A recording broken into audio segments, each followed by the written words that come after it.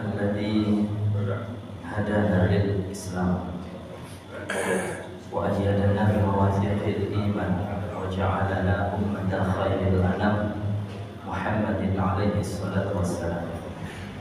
أشهد أن لا إله إلا الله وحده لا شريك له وأشهد أن محمدا عبده ورسوله لا نبي ولا رسول بعده أما بعد. Bapak Ibu jemaah sholat subuh Masjid Al-Ikhlas yang kami hormati dan kami muliakan, terutama segenap pengurus taman Masjid Al-Ikhlas yang senantiasa kami hormati dan kami muliakan. Kita bersyukur kepada Allah atas segala nikmat dan karunia-Nya. Kita bersyukur dan mengucapkan alhamdulillah dan mengakui segala kebaikan dan nikmat adalah karunia Allah, dan juga menggunakan nikmat-nikmat itu untuk ketaatan kepadanya. Kita bersalawat pada Rasulullah Muhammad SAW. Semoga kita dimudahkan untuk mengikuti suri tauladannya dan mendapat syafaatnya di akhirat nanti. Bapak Ibu yang dimuliakan Allah Subhanahu wa taala, insyaallah pada pertemuan kali ini kita akan lanjutkan pembelajaran kita surat Al-Baqarah, tafsir surat Al-Baqarah sampai di ayat 87.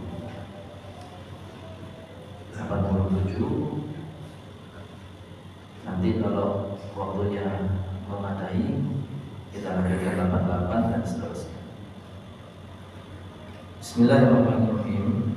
Sebelum kita mengkaji ayat yang baru, perlu kita membaca dulu atau mempelajari dulu korelasi atau hubungan antara ayat yang akan kita pelajari dengan ayat yang sebelumnya telah kita bahas. La tazalul ayatu tatahaddatsu an bani Israil. Ayat-ayat yang akan kita pelajari, la tazalu itu artinya pun masih juga nopo tatahaddatsu itu berbicara. Nah, tentu bukan ayatnya yang berbicara, tapi Allah berfirman kalau kita baca dan kita telah belajar. Tatahaddatsu juga bisa diartikan membahas atau membicarakan an bani Israil, tentang bani Israil. Dulu di awal mula pembahasan surat Al-Baqarah sudah kita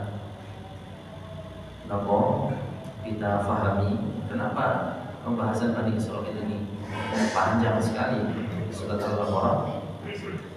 Karena Allah Subhanahu wa taala menghendaki agar umat muslim mengetahui wataknya Bani Israil. Watak itu ya sulit dirubah. Maka dibuka, disingkap oleh Allah watak orang-orang Bani Israil, orang-orang Yahudi. Kenapa itu diperlukan?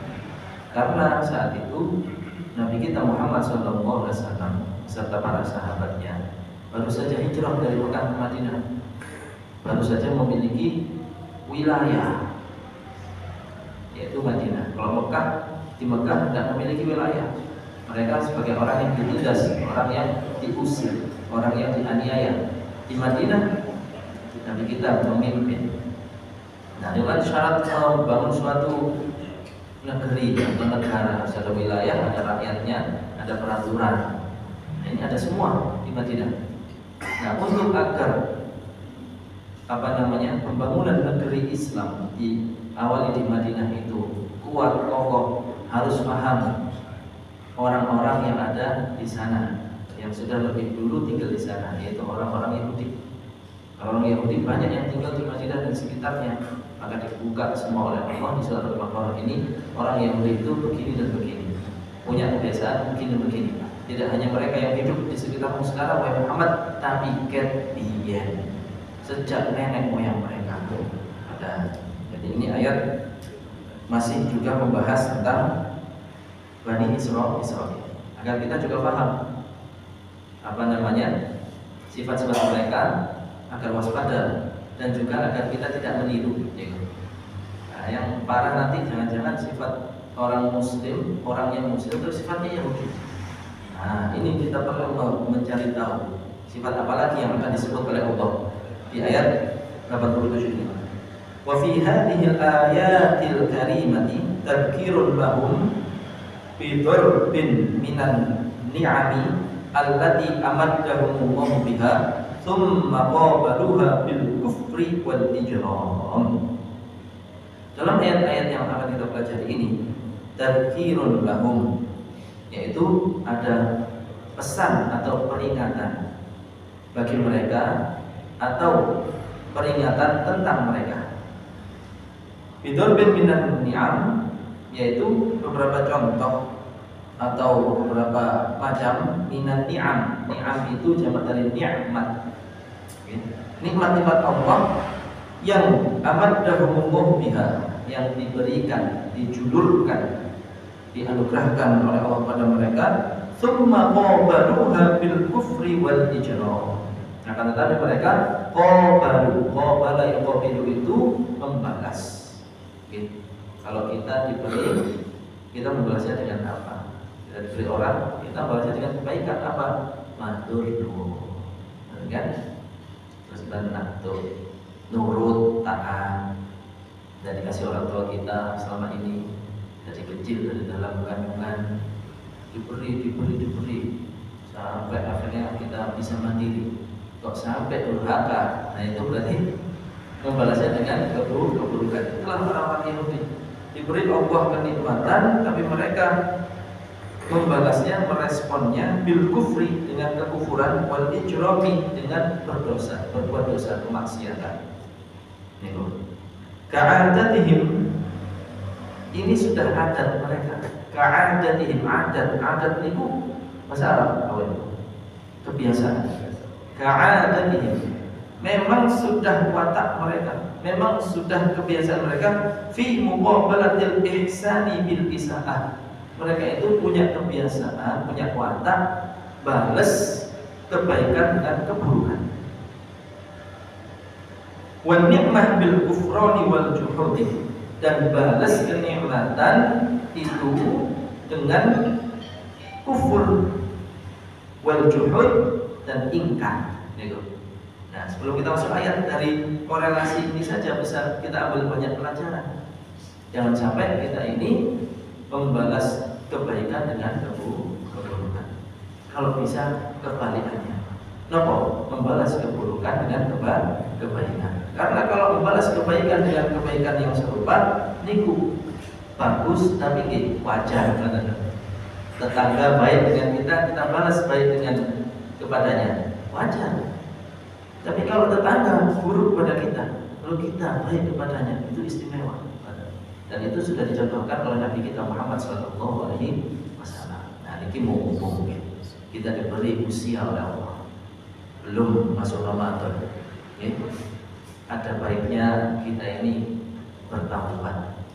Bertaubat itu nopo, balik ke jalan yang benar, balik ke jalan yang lurus. Di antara jalan yang tidak benar itu adalah musuhan, entah antara keluarga, boten wafu, masih ada dendam, permusuhan, tetangga, teman kerja, teman lama.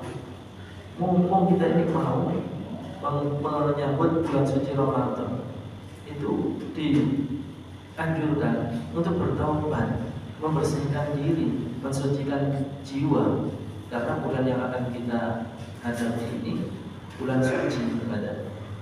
Ya kan, kalau kita mau dosa-dosa diampuni oleh Allah di bulan Ramadan, dan puasa yang mulai sedang beli buka puasa, itu sumber pahala dan sebab dihapuskannya dosa. Tapi kalau kita masih ada dosa hak Adam, dosa sesama manusia yang belum tuntas, yang belum sempurna, di antaranya adalah hubungan-hubungan yang retak, hubungan yang terputus, hubungan yang tidak baik diperbaiki, disambung kembali, sampai bulan Ramadan itu kasih ada permusuhan di antara kita. Alhamdulillah, nah itu Baik, Bapak Ibu yang dimuliakan Allah SWT, itu tadi sedikit pembukaan dan korelasi antara ayat-ayat sebelumnya dan ayat yang kita pelajari, bahwa orang Yahudi itu memang punya watak balas kebaikan dengan keburukan. Diapi ini malah nyelei, kata bahasa mudahnya. Maka Rasulullah SAW mencontohkan nek dielei wong balasan apik. Apot memang, tapi pahalanya surga. Wasilul arham, menyambung silaturahim itu surga. Fal yasil rahimah, hendaklah dia menyambung silaturahim, berbuat baik, berarti benar. Baik. A'udzu billahi minasyaitonir rajim. Bismillahirrahmanirrahim. Walaqad atayna Musal kitaba wa qaffayna min ba'dihi bir-rusul. Wa atayna Isa ibn Maryam al-bayyinati wa ayyadnahu bi ruhil qudus. Afakullama ja'akum rasulun bima la tahwa anfusukum mustakbartum fafariqan kadzdzabtum wa fariqan taqulun.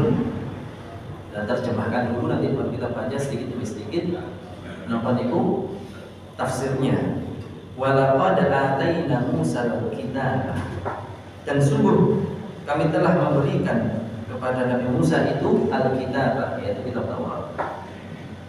Wa qaffayna min ba'dihi bir-rusul, dan kami datangkan setelahnya itu para rasul.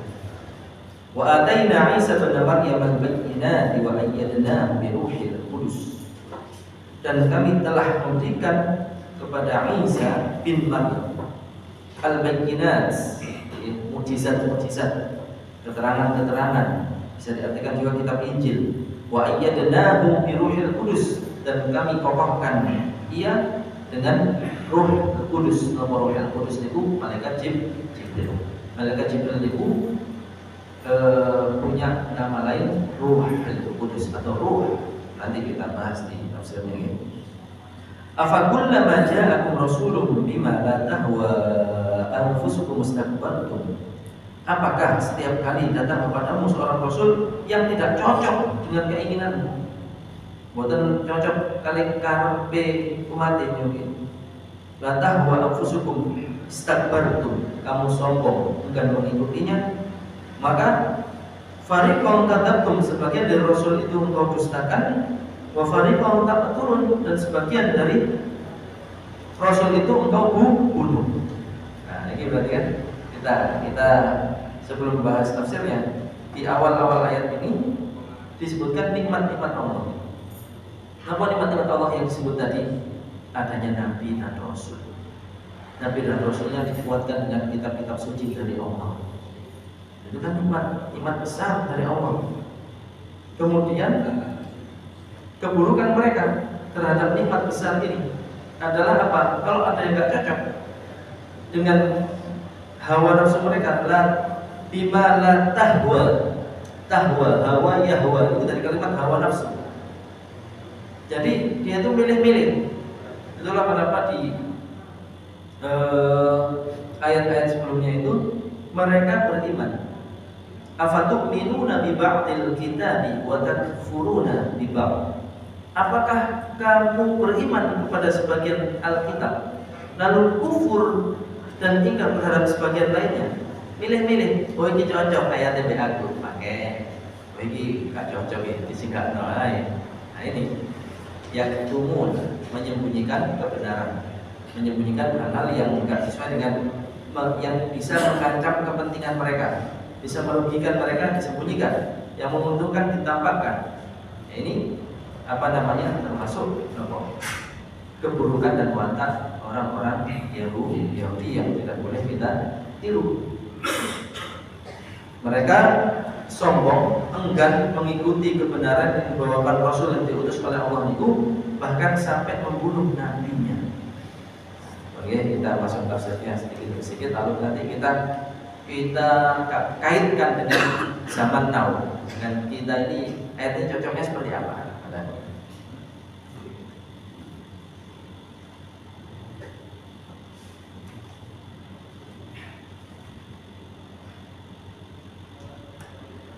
Walaqad atayna Musa al-kitab, ay a'tayna Musa at-Taurah. Sungguh dan sungguh telah kami berikan kepada Nabi Musa itu Alkitabah. Alkitabah tafsirannya adalah At-Taurat, yaitu kitab Taurat. Satu di antara kitab suci yang diturunkan oleh Allah kepada para nabi, yaitu salah satunya adalah Taurat. Ada kitab Taurat, kitab Injil, kitab Zabur, terakhir kitab Al-Quran. Wa qafaina min ba'dihi birusul ay atba'na wa arsalna ala ithrihi atau ala atharihi al-katsira min ar-rusul. Kami hadirkan, kami perturutkan setelah Nabi Musa ini, dan kami utus setelahnya para rasul. Nah, ini Bani Israel nih. Kalau kita sekarang apa berarti? Dan sungguh telah kami berikan kepada Nabi Muhammad sallallahu alaihi wasallam Alkitab, yaitu Al-Quran. Al-Quran itu juga punya nama lain Alkitab, Bapak Ibu. Buktinya di awal mula Al-Quran disebut Alkitab. Alif Lam Mim Dzalikal Kitabu. Dzalikal Kitabu la raiba fihi hudan lil muttaqin. Kitab, Alkitab. Tapi Alkitab di situ yang dimaksud Al-Quran. Di ayat ini Alkitab At-Taurat. Kalau kita kaitkan dengan zaman kita sekarang, ayat ini juga cocok. Dan sungguh telah kami berikan kepada Nabi Muhammad SAW Alkitab, yaitu Al-Quran. Wa qafaina min ba'dihi birusul, kami perturutkan atau kami hadirkan setelah Nabi Musa itu para nabi dan rasul. Itu nikmat juga. Nah, kalau kita sekarang tidak ada lagi nabi dan rasul, adanya apa? Penerus para nabi dan rasul, para alim. Disebut dalam hadis Rasulullah SAW itu menghentikan al-ulama warathatul anbiya. Para ulama pewaris para nabi. Yang diwarisi bukan harta, tapi ilmu. Itu berarti kalau kita kaitkan dengan ayat ini, di awal tadi di pembahasan hubungan pembahasan sebelumnya sama ayat yang kita bahas adalah penyebutan nikmat Allah. Lalu orang Yahudi membalasnya atau meresponnya dengan keburukan. Berarti diturunkannya suatu kitab dan diutusnya seorang nabi itu nikmat besar dari Allah. Maka adanya Nabi Muhammad SAW dan adanya Al-Quran itu nikmat besar dari Allah. Lalu sama Allah dijaga Al-Quran ini sampai hari kiamat, dijaga. Bahkan sampai ke surga itu masih ada Al-Quran. Tapi jangan dibayangkan Quran yang kita lihat di lebaran itu, di orang-orang yang punya hafalan Quran. Dalam satu hadis itu disabdakan yuqalu li ahli al-Quran. Nanti di akhirat, ketika di akhirat sudah orang itu antara neraka atau ke surga, orang-orang yang mau masuk surga yuqalu li ahli al-Quran. Orang-orang yang ahli Al-Quran, yang punya hafalan Quran. Ya, oke. Ketika mau masuk surga itu dikatakan kepada mereka, Iqra wartaqi warattil kama turattilu fid dunya. Hei, Mas, Mbak, sing duwe hafalan Quran, wacan Quranmu itu. Berarti Quran masih ada di dalam diri manusia, itu dijaga sama Allah. Bacalah Quranmu itu, tartilkan Quranmu itu, wartaqi sambil naik ke atas surga. Wartaqi itu irtiqa, minggah. Munggah ke atas. Berarti surga itu bertingkat-tingkat. Mboyo mungkin dalam lift eskalator ta ondo ta Allah tahu kita. Yang penting dikatakan wartaqi, munggah. Enggak tahu seperti apa nanti naiknya itu. Kenapa disuruh ngaji sambil disuruh naik? Sebelum saya lanjutkan, itu menunjukkan Quran dijaga oleh Allah di dalam diri seseorang sampai di surga itu masih ada Quran, masih bisa mengaji nanti di sana. Fa inna manzilataka inda akhiri ayatin qara'ta. Karena panggonanmu dalam swarga, karena tempatmu di surga tergantung nanti di mana kamu mandek ngajimu. Nah, misal kita punya hafalan setengah juz aman. Qul a'udzu birabbin nas, malikin nas, sambil ngaji kok. Wah, nanti pun sampai atau ya wes ngono. Ada. Kalau hafalnya 1 juz, lebih tinggi lagi. 30 juz, Masya Allah, bersama Nabi dan Rasul. Berarti adanya Al-Quran dan diutusnya para Nabi ini nikmat besar dari Allah Subhanahu wa Ta'ala. Kemudian di sini disebut juga kenikmatan yang diberikan oleh Allah kepada Bani Israel, dikirimkannya para Nabi dan Rasul setelah Nabi Musa. Ya, Nabi Sinten mawon di antara Nabi Musa dengan Nabi Isa, itu kan banyak Nabi dari kalangan Bani Israel. Itu nikmat dari Allah. Kenapa dikatakan nikmat? Lalu niku para Nabi dan Rasul itu tugasnya ngajak umat manusia menuju surga. Masa bukan nikmat? Harusnya kan direspon dengan positif dan baik. Napa respon positif dan baiknya? Gimana menurut dituturi dan ditunjukkan iki lho dalane swarga. Ojo ini, jangan begini, jangan begitu. Sudah, tidak usah neko-neko, tidak usah belok kanan kiri, ini lo sudah ada jalan yang lurus. Itu kasih Nabi dan Rasul kan katanya. Ternyata Bani Israil itu boten. Oh, tak cocok ini, tinggal lepas. Oh, cocok diikuti, nggak cocok nggak diikuti, tidak boleh. Kata gitu. Nah, waqafaina bi Rasul, kita kirim setelah Nabi Musa itu para Nabi dan Rasul. Nah, kalau kita berarti adanya para bukan hanya ulama, semua orang yang berperan dan memperhatikan keberlangsungan agama Islam itu termasuk nikmat dari Allah. Masjid-masjid, pengurus-pengurusnya. Kalau di dalam organisasi ada majelis-majelis dan dakwah yang meneruskan dakwah itu termasuk. Ini kan kalau ayat ini mengatakan kami mengutus Nabi dan Rasul setelah Nabi Musa sampai adanya Nabi Isa. Kalau kita kaitkan dengan zaman kita, setelah Nabi Muhammad SAW wafat, Al-Quran tetap dijaga, ada para sahabat meneruskan perjuangan dakwah, ada kalangan tabi'in sampai sekarang. Siapapun yang terlibat di dalam gerakan dakwah termasuk nikmat besar, nikmat besar yang harus disyukuri. Dan dakwah itu luas, tidak hanya secara lisan, secara perbuatan. Kalau dalam organisasi itu ada amal usaha, itu kan dakwah. Adanya sewu, panti asuhan, pondok pesantren, sekolah-sekolah, masjid-masjid, usaha-usaha, tijarah atau perdagangan, itu semua kan dalam rangka mengajak orang kehidupannya lebih baik. Karena tujuan dakwah itu mengajak orang lain hidupnya lebih baik, dunia dan akhiratnya. Islam itu indah sekali, seimbang, tidak hanya mengutus umatnya bahagia akhirat, sholat, puasa, mengaji, dan kerja juga, berkiprah, mencari uang rezeki.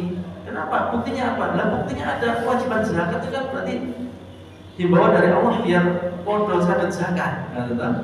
Himbauan sedekah berarti kan harus punya sesuatu yang untuk disedekahkan. Berarti kan perintah kerja. Itu agama Islam. Sehingga ada doa Rabbana atina fid dunya hasanah wa fil akhirati hasanah.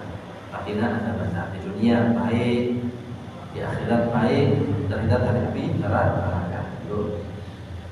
Kemudian wa ayyadnahu wa atayna Isa bin Maryam al-bayyinat. Ay a'tayna Isa al-ayat al-bayyinat wal mu'jizat al-wadihat ad-dalah ala nubuwwatih. Dan kami telah memberikan pada Isa al-ayat al-bayyinat, ayat-ayat yang jelas yang dari kitab Injil. Termasuk ayat yang jelas itu ya ayat tentang adanya Nabi Muhammad nanti. Di zaman Nabi Isa itu sudah disampaikan nanti akan ada nabi setelahmu namanya Ahmad. Ay Muhammad. Atau Ahmad yang dimaksud adalah Muhammad. Di kitab Taurat juga sudah ada. Sudah jelas ayat-ayatnya, baik kitab Taurat ataupun di Injil. Dan mukjizat-mukjizat yang sangat jelas yang menunjukkan kebenaran kenabian Nabi Isa. Begitu juga kebenaran kenabian Nabi Musa. Kata nggih, wa ayyadnahu bi ruhil qudus ay qawwaynahu wa shaddadna azrahu bi Jibril alaihissalam. Dan juga Nabi Isa dikuatkan dengan adanya malaikat Jibril. Nah, ini kan Nabi Isa berbeda dengan nabi-nabi yang lain. Kalau nabi yang lain kelahirannya normal, ada ayah, ada ibu. Kecuali Nabi Isa hanya ada ibu. Lebih istimewa lagi Nabi Adam tanpa ayah, tanpa ibu. Nah, Nah itulah salah satu di ayat Al-Quran itu, salah satu bantahan kepada kaum Nasrani ketika dikatakan, kenapa kau jadikan Isa sebagai Tuhan? Karena dia anaknya Tuhan. Buktinya enggak pakai bapak, ruh ditiupkan ke dalam rahim Maryam. Terus kalau sampai mengatakan anak Tuhan dan mengakui bahwa Nabi Isa itu manusia, anak dengan bapak kira-kira satu jenis atau beda jenis? Satu jenis sama manusia. Berarti sama saja dia mengatakan Allah itu manusia. Yang enggak benar, betul gitu? Nah, akhirnya bantahannya itu, kalau memang kau anggap Isa istimewa karena dilahirkan tanpa ada seorang laki-laki pun yang menyentuh ibunya, nah bagaimana dengan Nabi Adam? Kenapa tidak kau tuhankan sekalian? Lebih hebat itu, tidak ada ayah, tidak ada ibu, langsung pun fayakun, kan? Ini disebut secara khusus di sini, termasuk karena antara Nabi Musa dan Nabi Isa banyak nabi. Nah ini sebelum kedatangan Nabi Muhammad SAW. Nah ini poinnya di sini. Afakullama ja'akum rasulun bima la tahwa anfusukum istakbartum fariqam kadzabtum wa fariqam takfurun. Ay afakullama ja'akum ya Bani Israil rasulun bima la yuwafiqu hawakum takabbartum an ittiba'ihi. Apakah setiap kali ada nabi yang ajarannya, yang ajakannya, yang dakwahnya la yuwafiqu hawakum, hawa tidak sesuai dengan keinginan pribadimu, tidak sesuai dengan hawa nafsumu, takabbartum, kamu sombong. Sombong itu kan menolak. Dalam hadis Rasulullah SAW mengatakan al-kibru batarul haqq wa ghamtun nas. Dikatakan sombong itu ketika mendengar satu kebenaran nyata benar, menolaknya, mendahulukan hawa nafsunya. Wa ghamtun nas, meremehkan orang lain, menganggap remeh orang lain. Jadi mereka lebih parah meremehkan Nabi, gitu. Nah ini bagi kita jangan sampai kalau ada yang berbeda amaliyahnya, berbeda pandangannya, sudut pandangnya, berbeda pemahamannya dalam furu'iyah agama Islam. Furu'iyah itu apa? Hal-hal yang cabang-cabang, bukan pokok. Kalau pokok akar, gitu. Insya Allah tidak ada yang berbeda. Adakah di antara kita yang berbeda tentang keesaan Allah? Tidak ada. Kewajiban sholat 5 waktu? Tidak ada. Pentingnya zikir setelah sholat? Tidak ada. Semua sepakat itu baik, itu harus. Wajibnya puasa Ramadan? Tidak ada yang berbeda. Pendapatku Mono mengatakan tidak wajib Ramadan, kita wajib. Tidak, semua sepakat. Hanya perbedaan dalam cara, perbedaan dalam penerapan, perbedaan cara menentukan awal bulan. Jangan sampai lantas dengan begitu musuhan. Apa beda dengan Bani Israil musuhi Nabi ini? Menurut apa bedanya? Ada kita ini diperintahkan oleh Allah untuk mempererat persatuan umat. Jangan sampai terpecah belah hanya karena urusan yang sebenarnya sangat bisa ditolerir dan saling menghargai dan menghormati.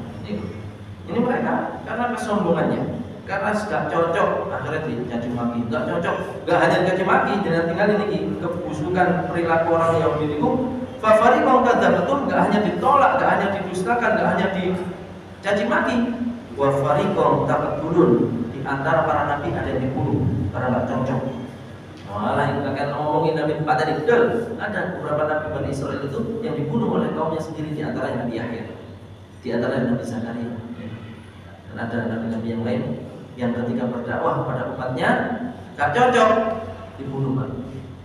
Bahkan non-Muslim Yahudi ini sampai kepada upaya mau membunuh Nabi Muhammad SAW ketika berada di Ghatafan. Insyaallah ada peperangan zaman Nabi, kalau tidak salah Allah alam ini seingat saya, yaitu di daerah Ghatafan. Dan Muhammad SAW itu dihidangkan kambing muda, daging kambing muda bagian paha. Rasulullah paling suka bagian paha kambing muda. Nah kok di situ itu diracuni, Pak, dengan racun yang sangat banyak. Nabi Muhammad SAW seorang nabi, Allah memberikan mukjizat Daging ini pun laporan. Ojo, Nabi wis disuruh jenis kayak formalin contohnya. Dapat itu yang zat mematikan itu. Ini bu, Allah dulu dalam cyanida lah atau yang zat yang mematikan. Ini Rasulullah berkata, tanya, sinten sing nyiapno makan niku? Kula seorang wanita Yahudi mau bunuh Nabi. Lapa sampai kayak gitu, banyak tes mau, sampai Nabi temenan mesti sama lah, mesti Tuhan sampai ngandani. Ya wes sampai Nabi temenan, oh terus gitu, sampai seperti itu. Gak hanya kepada Nabi mereka, Nabi kita saja yang waktu itu berdakwah pada mereka, terjadi peperangan di Batofan, menang, sudah menang harusnya kan tunduk. Memang mereka tunduk, buktinya Nabi Muhammad diberi makanan. Kan tandanya kita ngaku kalah, kita berada di bawah kuasa umat Islam. Kami kalah ketika peperangan itu. Monggo saat ini kita hari. Nah, ngaku kalah nih Pak Iba di mana? Ini juga tanya, konfirmasi yang ngoten. Nggih nek ngoten dengan Nabi Jais itu. Ngetes mawon. Kalau dengan ngoten Nabi mesti pun dimaafkan pun saya tahu niki. Saya yakin kalau seorang nabi betulan pasti Tuhannya akan memberitahu karena itu mukjizat. Ya kan impun, tapi ngoten nggih mboten syahadat. Ya Allah, udah melihat kebenaran depan mata. Niku laku di kalian. Sekali lagi sebagai kesimpulan dan penutup, ayat-ayat seperti ini sangat bisa dikorelasikan dengan zaman kita. Artinya apa? Kalau Allah mengutus dan sampai kepada suatu kebenaran, dan itu benar-benar benar, kok tidak cocok sama kita atau tidak wah ini menurut ini wah habis lewat saya ini misalnya, wah ini bisa bisa merugikan saya ini. Nah itu tidak boleh, harus mendahulukan petunjuk Allah, tidak mendahulukan hawa nafsu kita. Karena apa? Karena itulah cara kita mensyukur nikmat Allah, yaitu dengan menerimanya dengan kebaikan. Maksudnya apa? Nikmat Allah itu yang pertama petunjuk. Kalau datang kepada kita petunjuk, baik itu dari orang atau dari postingan, dari WA atau apa petunjuk, maka respon kita terhadap nikmat besar itu yaitu petunjuk kebaikan, yaitu dengan kebaikan serupa apa? Mentaatinya. Jangan seperti Bani Israel yang ketika datang Nabi dan Rasul mengingatkan kebaikan dan itulah nikmat besar dari Allah, malah dimusuhi. Tidak sedikit di antara mereka yang sampai dibunuh. Oke? Ini kemauan yang saya ingin pelajari satu ayat, yaitu ayat ke-87 surat Al-Baqarah. Mungkin ada manfaatnya pun tidak menjadi lawan. Assalamualaikum warahmatullahi wabarakatuh.